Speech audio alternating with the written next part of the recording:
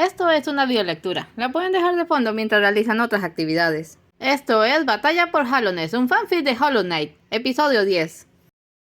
Durante el camino de vuelta a la ciudad de las lágrimas, el caballero iba sumido en sus pensamientos. Había pensado que antes del final se iba a volver a recorrer el reino, que visitaría una última vez a todos cuantos había conocido, y así les diría adiós. Pero Hornet quería que sobreviviera, y él comenzaba a creer lo posible. Gracias a la historia de Green, ahora sabía que el vacío y la luz se enfrentaron alguna vez en el pasado, y el vacío había vencido. La gran confrontación que le esperaba casi parecía una versión menor de aquella lucha de titanes. No debía confiarse, pero si jugaba bien sus cartas, ¿por qué no habría de ganar y sobrevivir?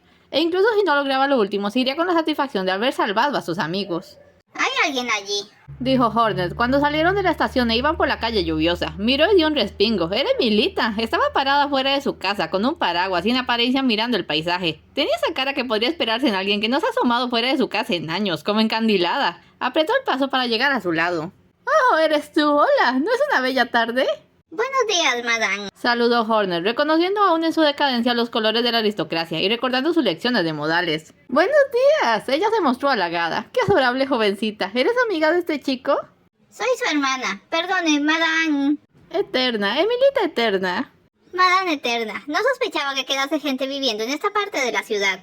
Bueno, sí, mis vecinos hace bastante que no viven por aquí. Y yo me he refugiado en casa. Ni siquiera pensé en abrir la puerta hasta que ese chiquillo travieso entró y no sé cómo, y lo hizo por mí. Le di una palmadita en la cabeza a Fantasma. Y ha estado todo tan callado estos días, finalmente decidí salir a mirar. Tenía sentido que la ciudad se hubiera sumido en un silencio solo matizado por la lluvia. Aquella zona solía estar infestada de cáscaras, algunas realmente peligrosas. Pero el caballero las había ido eliminando en sus constantes idas y venidas, al punto de que ya era casi seguro andar desde allí hasta el otro extremo de la calle, que conectaba con el sector comercial. Ay, es todo tan hermoso como lo recordaba. ¿Hermoso? La vida es realmente maravillosa. Fantasma le lanzó una mirada a su hermana, previniendo que dijera algo inapropiado. Emilita no hilaba demasiado bien sus ideas, pero no sabía si estaba así debido al aislamiento o desde que la expulsaran de la aristocracia de Hallownest. Pero rara como era, le caería bien, y su risueño desvarío le había protegido de la infección hasta entonces. En todo caso, dijo, como siguiendo una conversación previa, estaba observando cuando me fijé en eso. La casa de los placeres está abierta y no me había enterado de no ser porque vi ese bicho salir. ¿Qué bicho? Un caballero delgado y muy apuesto con una capa finísima. Casi me derrito con su mirada. ¡Ay, aún lo tengo! Lástima que fuera una hormiga. Esas siempre están buscando peleas. No son para nada estables. Los hermanos se miraron. Pensaban lo mismo. ¿Hacia dónde fue ese bicho? Por allí, hacia la plaza, creo. Ahora sí me disculpan, no debería desaprovechar la oportunidad de un baño caliente. Va a tener que dar la vuelta por la estación. Las escaleras desde aquí están todas rotas. Fantasma tironeó de su capa. ¿Qué pasa? ¿Quieres que la acompañe? Asintió. Uno nunca sabía de dónde podía salir una cáscara infectada. ¿Sabes? Esto de mantenernos juntos no va a funcionar si insistes en separarnos. Bien, pero no tardes tanto esta vez. Alcanzó a Emilita. Madame Eterna, permítame guiarla. La ciudad aún no es segura. Pero qué encanto. Si es lo que siempre digo, la suerte viene a los que la esperan. Por eso la vida es maravillosa. Fantasma corrió hacia la plaza, donde se alzaba la imponente fuente en honor al caballero hueco. Y allá estaba Goodtimer mirando la fuente con aire de asombro. Se había desprendido de la mayor parte de su armadura y ahora vestía con una capa color rojo oscuro. Aunque si se tomaba en cuenta la altura promedio de un aristócrata de la ciudad, era mucho más probable que dicha capa fuera en realidad una cortina con brocado sacada de la casa de los placeres. Eso tenía más sentido. Se puso a su lado. Tamar le vio, pero por unos momentos no dijo nada. Había oído historias sobre él, dijo al fin. Tarde o temprano todo lo que pasara en el reino se sabía en el Coliseo, y durante un tiempo todo el mundo hablaba del caballero hueco, el guerrero invencible que salvó Hallownest, o al menos eso pensaban hasta que la plaga volvió y acabó de desmoronarse. Nunca pensé... Se parece a ti. ¿Era tu padre? Negó. ¿Tu hermano? Asintió. Ya veo. El caballero dirigió su vista a la estatua. Luego se distrajo y miró hacia la oscura caverna sobre sus cabezas. Toda esa lluvia a la que la ciudad debía su nombre y su ambiente tan distintivo provenía de un masivo cuerpo de agua, el lago azul, que se filtraba a través de las piedras y continuaría haciéndolo hasta agotarse. O quizás un día la caverna cediera y tanto la ciudad como el lago serían borrados del mapa. Pero el techo había aguantado hasta ahora, y como le dijera Kirel, bien podía aguantar un poco más por ellos. Me dejaste con vida, dijo Tamer, regresándole a la realidad. ¿Esperas que te dé las gracias? No esperaba nada. Looker siempre quiso que viviéramos en la ciudad. Pensaba traerlo primero aquí y... Es decir, no creía que quedara nadie. ¿No fue aquí donde estalló la plaga o fue en las minas? Mi cabeza sigue algo revuelta. Pero sí queda gente. Esa banquera y vi a una dama antes con un paraguas. Supongo que no está infectada. Negó. Un poco ida, sí. Infectada no. ¿Y qué hay de ese viejo que nos mira desde aquella ventana? Negó. Len era demasiado obstinado. Solo caería ante el encanto de la infección si esta se le presentaba en forma de reliquias. ¿Alguien más? Lo pensó un momento antes de volver a negar. Estaba en Iceville, el forjaguijones, pero se había mudado al Sendero Verde. Fuera de ello, no conocía a ningún otro bicho vivo y sano en la ciudad. Porque luego estaba Tuk y el defensor, pero ellos se encontraban en los canales reales debajo de la ciudad y no sabía si Tuk vivía allí o solo se dedicaba a hurgar en los desechos en busca de algo. Contándome seríamos 5. 5 bichos en toda la ciudad. 5 donde una vez vivieron miles. Es triste, desolador. Y afuera, parece que has andado por todo el reino. ¿A cuántos bichos sanos has conocido? Le dio la cabeza, nunca se había detenido a hacer la cuenta. Elderbus, Sly, Cornifer, Iselda, Sote, Breta, Salubra, Green y su tropa, Nin, el viejo ciervo, el joven ciervo. Ese solo había visto un huevo roto, pero tenía que estar por algún lado. La tribu de los mantis, aunque no conocía un número exacto, quizás unos 100, mantis más, mantis menos. ¡Ah, los grus! Esos eran como 60, debía verificarlo luego. Sus 3 maestros del aguijón, Oro, Mato y Cheo, la oliente gris, la vidente Ser, el defensor, el chamán caracol, el confesor Jijín, y también estaba la matrona, que era simpática cuando no trataba de darle un bocado, y el fabricante de máscaras, y Willow, y el come piernas. Dos gusanos pálidos, blandos y tristes que vivían aterrorizados cuando lo veían, lo que siempre la penaba. No debía olvidar al cazador, al Lidelful y al gladiador redondo que se enojaba con él por zapicar en la terma, y a la dama blanca. Realmente debería visitar a la dama blanca antes de enfrentarse a la infección. ¿Estás contando? Tamer se había quedado perplejo al ver cómo daba golpecitos al suelo con su aguijón. Asintió. El otro soltó algo parecido a una risa. Vaya, eso es alentador, creo. ¿Son muchos? ¿Cuánto era mucho? Si hablaban de números, había visto 10 veces más cadáveres en el santuario de almas.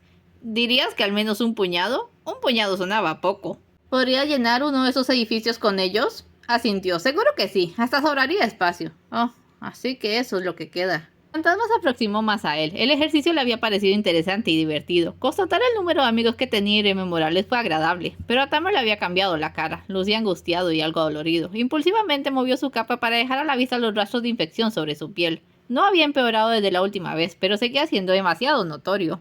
Aún puedo ver esa luz detrás de mis párpados y oír esa voz, como si estuviera dentro de mí. Y es eso, ¿no? Está dentro de todos a los que atrapó, pero está realmente dentro de él. Señaló la estatua. Fantasma sintió. Liddellite, ella puede ver a través de todos los infectados. Te ha visto todo este tiempo y sabe lo que pretendes. Ella...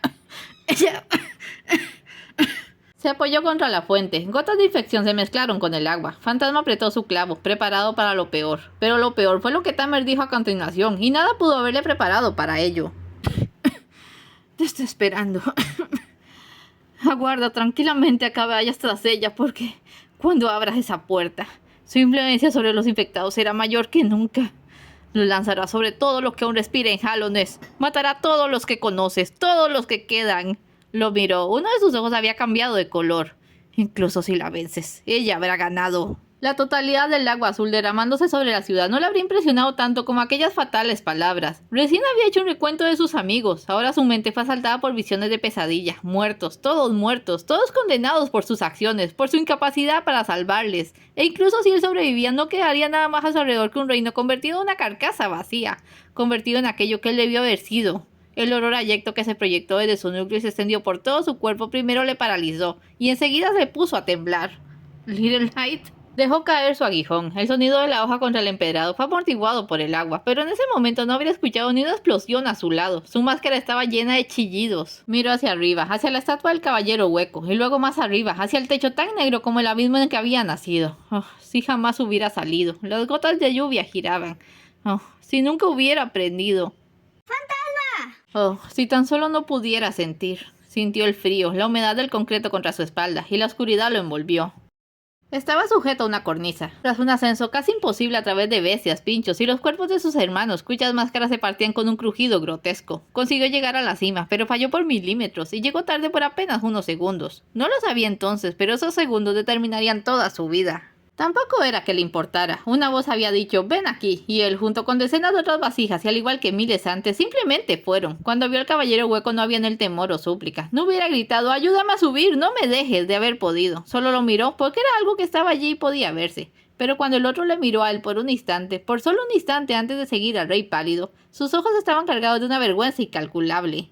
Al cerrarse la puerta, el abismo entero se estremeció y él resbaló de la cornisa. Cayó sin ofrecer resistencia, apáticamente resignado a hacer otra máscara rota en el fondo. pero de pronto alguien la atrapó y lo jaló a otra cornisa. Era un recipiente como él, un poco más pequeño, con cuernitos diminutos. Palpó su máscara y le revisó como si buscara alguna herida. Esta pequeña vasija tenía emociones y estaba preocupado por su bienestar. Le llevó con cuidado hasta el otro lado, a una saliente donde aguardaban al menos otra docena de vasijas diversas. Algunas incluso tenían máscaras repetidas y también había una particularmente alta y con cuernos asimétricos. Los temblores seguían. Era como si el abismo estuviera enfadado porque le habían robado una parte de sí. Las vasijas se apiñaron juntas. Estaban asustadas, pero él tuvieron que jalarlo para que no se quedara allí parado, mirando cómo la roca se removía de manera antinatural. De pronto se abrió una grieta no muy lejos de ellos, una abertura profunda que bien podría llevar a un lugar seguro. La vasija alta demostró poseer valor y temple. Con señales indicó seguirla a través de aquel paso. La vasija pequeña tomó su mano para instarle a ir también, y juntos atravesaron el túnel hasta salir al otro lado. Fue un golpe de suerte, pues la abertura volvió a cerrarse apenas pasaron. Estaban en una especie de bodega. Al sentirse a salvo, las vasijas se calmaron y comenzaron a curiosar. Él admiró sin interesarse por lo que hacían o lo que fueran. La vasija alta encontró un alijo de aguijones, y quizás intuyendo para lo que servían, buscó uno que le fuera bien y repartió los demás. También encontró una bonita capa para la vasija pequeña, que había deshecho la suya rescatando a cuantos hermanos pudo. Ya que todos estuvieron armados y localizaron lo que sería la puerta, salieron a ver el exterior. Se desplazaron a través de una red de túneles oscuros, no muy diferentes a las paredes sinuosas del abismo, pero ya había seres vivos, y cuando las curiosas vasijas se acercaron descubrieron que estos seres vivos eran peligrosos y querían hacerles daño. Las vasijas agitaban sus clavos como palos, pero la vasija alta descubrió que tenía talento con este, y fue capaz de abrirse camino para que siguieran avanzando. Él no hacía nada, en ningún momento levantó el arma que le dieran, ni para defenderse ni para atacar, y solo seguía con el grupo porque la vasija pequeña no dejaba de jalarle. En aquellas grutas vivió una colonia de Malvex, y las vasijas pronto se vieron superadas en número. Mientras huían, la vasija alta vio una viga y una sección de techo que debió ser debilitada por los temblores. Llegó primero y se aseguró de que todos pasaran al otro lado. La vasija pequeña y él fueron los últimos. La vasija alta estaba por golpear la viga para dejar a las bestias atrás, cuando la pinza de un mueble cayó violentamente sobre su cabeza, partiendo su máscara y cubriéndola de grietas. Y él no hizo nada, no sintió nada. Vio como la vasija pequeña le soltaba y corría en su auxilio. Vio los gestos de terror de las otras, y vio a la vasija alta sacar fuerzas quién sabe de dónde para romper la viga y derrumbar el paso. La vasija pequeña golpeó con furia las rocas, las aporreó con su aguja, lágrimas negras corrían por todos los ojos menos los suyos. Después de un rato, la vasija pequeña pareció recuperar la compostura, volvió a tomar su mano e indicó al resto que siguieran andando. De esta manera atravesaron un par de puentes endebles sobre cientos de afiladas estalagnitas y llegaron a una zona con muchos caminos y animalillos más familiares. Eran de esos gusanillos acorazados que andaban sobre las rocas en el abismo. La vasija pequeña decidió que debían ascender, de manera que eso hicieron. Cuando algo quedaba muy alto para ellos, la vasija pequeña les daba un empujón hacia arriba, y así llegaron todos hasta una estación con un tranvía. Parecía que los temblores habían causado lío allí también. Había maletas tiradas por todos lados. Había un camino hacia arriba, pero la vasija pequeña estaba cansada. Fueron a ver los bultos de equipaje para descansar un momento, y él miró, no por estímulo, sino porque estaba en su rango visual, unas puertas muy grandes que sellaban el acceso al túnel por el que pasaba el tranvía. Y vio en esas puertas una grieta, y en esta grieta se vio a él, o a una vasija que era idéntica en todos los aspectos a él. No se sorprendió, no podía, pero las otras vasijas sí lo hicieron, y cuando salió corriendo le siguieron entusiasmadas. La vasija pequeña se levantó de un salto y gesticuló para que se detuvieran, pero como no le hicieron caso trató de alcanzarlas. En ese momento hubo otro temblor, pero no vino de abajo, sino de algo más arriba. La vasija pequeña cayó al suelo y se enredó en las cuerdas de un equipaje. Vio con impotencia cómo la mayoría de sus hermanos seguían esa vasija falsa, y luego lo vio a él. ¡Haz algo! ¡No es uno de nosotros!, parecía gritar, pero él no hizo nada. ¿Qué rayos fue eso?, se oyó entonces una voz, y por primera vez reaccionó. Se puso alerta. ¡El elevador se desplomó, señor! ¿Qué? Fue después de que subiéramos a los evacuados del tranvía. Estaba vacío cuando cayó. ¡Da las buenas noticias primero, idiota! ¡Lo siento, señor! Por la raíz. Pues que llamen al gremio de reparadores. El rey lo querrá funcionando cuando antes. Yo voy a ver que nadie haya quedado aquí abajo. ¿Entendido, señor? ¡Hola! Ya pasó todo. Pueden salir. Si están heridos, griten y los encontraré. La vasija pequeña consiguió liberarse y vio que él se estaba alejando. Iba hacia la voz que dijo que salieran. Le tomó del brazo e intentó retenerle, pero era más grande, más fuerte, y esa vez fue él quien lo arrastró consigo. Había un bicho enorme, armado con una vara, con una bola cubierta de picos. ¡Niños! ¡Vengan, rápido! ¿Están bien? La vasija pequeña se ocultó tras su hermano. Calma, no pasa nada. Soy Hegemon el Poderoso. Habrán oído hablar de mí. Él le miraba expectante. Ya, todo esto habrá sido un gran susto para ustedes. Bueno, les ayudaré. El elevador se rompió, pero hay una estación junto al palacio. Solo que no le digan a nadie sobre ella. Se supone que es secreta, ¿de acuerdo? Se puso el arma a la espalda y de pronto la bola saltó. Tenía patas delgadas y resultó ser otro bicho, una especie de mascotilla. Liberada las manos, el caballero cargó con los dos y los llevó de vuelta hacia abajo. La vasija pequeña estaba aterrorizada. Él solo se dejaba cargar. Ya, pequeños, volverán con sus padres en un momento. No los dejó bajar hasta que llegaron frente a una enorme y deslumbrante edificación. Aquí tienen algo que contar a sus amigos, pequeños. Este es el Palacio Blanco, ¿no es precioso? Ahora pueden presumir de haberlo conocido. ¡Hegemol! Otro caballero salió del palacio. En este caso se trataba de una guerrera estilizada, también en brillante armadura blanca. ¡Y miren eso! ¡Es la feroz Drilla! Ahora pueden presumir que conocieron a 2 de los 5 grandes caballeros. Hegemol, el rey nos quiere de inmediato. ¿Por qué tan tensa? ¿Te asustan los temblores? No te has enterado, ¿verdad? Semer desertó. ¿Cómo? Eso no es posible. ¿Viste lo mal que estaba después de que volviera de la tribu Mantis? Claro que estaba mal. Sobrevivió a un golpe de estado. Tuvo que luchar por su vida todo el maldito camino hasta las puertas de la ciudad. Pero eso no. Se fue Hegemol. Encontraron sus habitaciones vacías y una carta para Isma donde explicaba sus acciones. ¿Qué decía? No lo sé. Isma solo se lo ha dicho al rey y él quiere vernos ahora. Dime que no nos hará ir tras ella. Lo que el rey quiera lo haremos, a no ser que también pretendas desertar. Por supuesto que no. Bien, solo déjame poner a estos niños en buenas manos. ¿Qué niños? Mientras los caballeros hablaban, la vasija pequeña tiró de él hacia la estación y esta vez no encontró resistencia. ¡Última llamada para el Sendero Verde! ¡Sendero Verde! Se metieron entre las alforjas que cargaba uno de los ciervos. Siendo tan pequeños y ligeros no les notó, y esta les llevó hasta una estación diferente, muy lejos del abismo y muy cerca de la superficie, donde pudieron confundirse entre los bichos que iban y venían. Mi esposo también está enfermo. Dicen que comenzó en las minas. Actuaba como loco. Tuvieron que... Es todo culpa de esas malditas polillas. El rey lo resolverá. Escuchó fragmentos de conversaciones sin registrarlas. Las voces le atraían, pero ninguna daba indicaciones directas. Dejó que la vasija pequeña le llevara hasta que se alejaron de los bichos y salieron de los senderos claros para penetrar en las espesuras de aquel mundo verde. Subiendo, siempre subiendo. Para la vasija pequeña el plan era estar tan lejos del abismo como fuera posible. Del abismo y del bicho pálido que les había creado.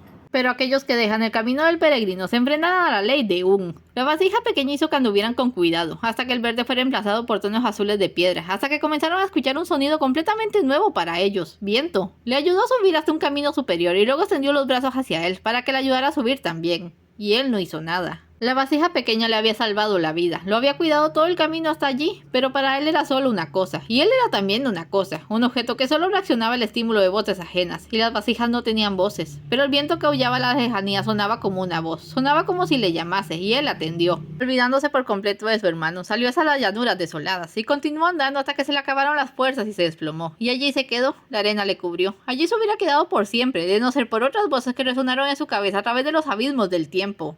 ¡Libérame!